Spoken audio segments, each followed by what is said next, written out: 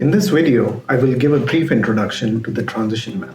It is a step-by-step approach with 7 phases to guide your city or town on the journey towards a green and just transition. This transition approach is currently used by 100 cities which are a part of the EU's climate neutrality and smart cities mission, currently working towards reaching their 2030 net zero targets. We hope that this map will also help your city or town to align economic growth towards long-term climate action.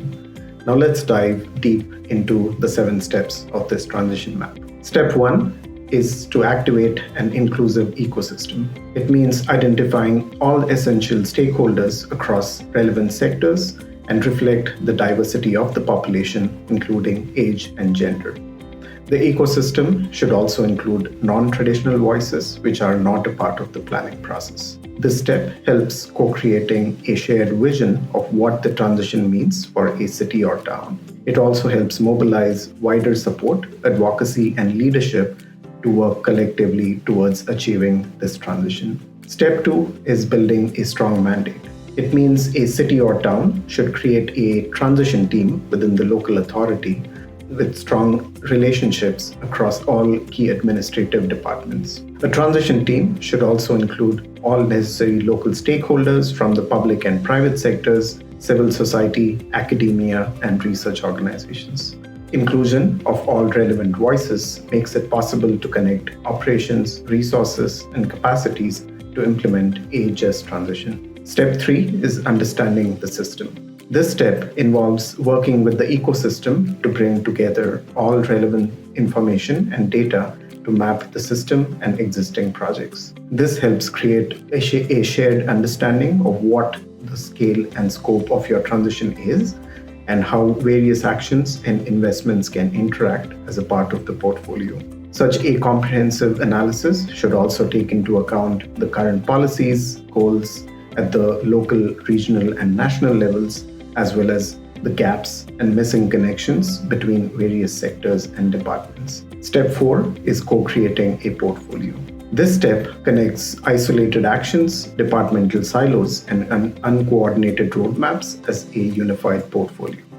It strengthens the collaborations or synergies between all of these unconnected elements. A portfolio should also estimate the real-world impacts and co-benefits of economic growth for all citizens. This can include positive side effects in areas such as improving public health or improving air pollution situations, social inclusion, better waste management, increase in green jobs, etc. A portfolio should also consider all drivers of change that can help address the barriers and gaps.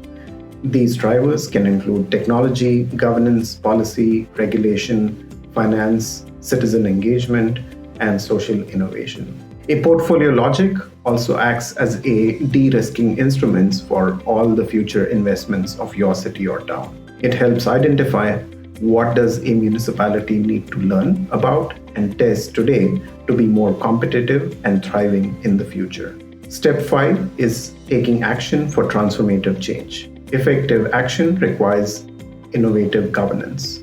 For this, capacity building might be necessary to adapt a city or town's resources, expertise, and administrative structures to implement the solutions in the portfolio. Implementing the portfolio also needs a wide range of stakeholders to contribute to the transition. It may include local utilities, businesses, NGOs, households, community groups, etc. The transition team should be sufficiently empowered to coordinate across all these various organizations and groups. Step 6 is to learn and reflect to dynamically manage the portfolio. This step helps develop an organizational culture in which risks, challenges, and progress in a continuously changing context could be signaled early and acted upon in a flexible manner. Peer-to-peer learning is critical to achieve this. It not only transfers knowledge about which solutions are working and why, but it also helps build mutual trust. Creating such a safe environment is important to openly discuss barriers and failures and come up with ways to address them.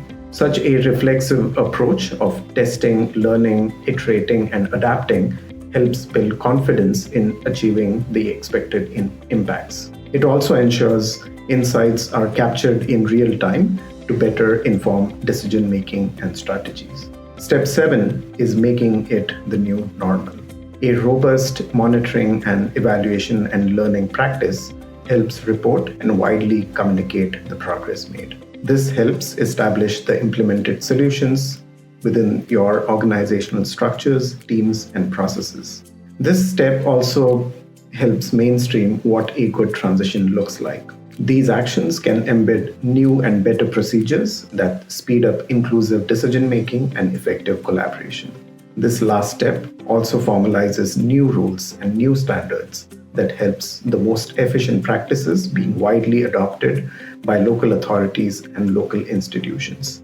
Lastly, a city or town can also use their existing relationships with other local authorities, regional and national networks to help formalize these new practices towards achieving a just and green transition.